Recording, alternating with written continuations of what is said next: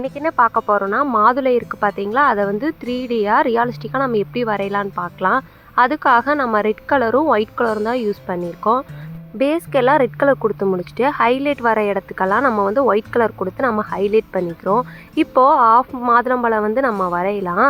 அதில் வந்து முத்துக்கள் இருக்க மாதிரி வரையறதுக்காக நம்ம வந்து ரெட் கலர் வந்து யூஸ் பண்ணியிருக்கோம். டார்க்னஸாக தெரிகிற இடத்துக்கு ரெட்டும் பிளாக்கும் மிக்ஸ் பண்ணி அடிக்கும்போது ஓவர் டார்க்னஸாக தெரியும். இதில் வந்து ஹைலைட்டான பகுதிக்காக நம்ம வந்து ஒயிட் கலர் வந்து கொடுத்துருக்கோம். இந்த டிராயிங்கோட ஃபுல் வீடியோ வந்து கீழே வந்து லிங்க் பண்ணியிருக்கேன். அதில் போய் பார்த்தீங்கன்னா ஸ்டெப் பை ஸ்டெப்பாக ஃபுல் வீடியோ கலர் மிக்சிங்லேருந்து நம்ம எப்படி பண்ணலாம் அப்படிங்கிறத சொல்லியிருக்கோம். இப்போ வந்து அந்த பழத்துக்கு பின்னாடி இன்னும் மாதுளம்பழம் இருக்க மாதிரி நம்ம வரைஞ்சிக்கலாம். ரொம்ப பிளாக்கிஷான இடத்துக்குள்ள பிளாக்கும் ரெட்டும் கலந்து டார்க்காக வரும்.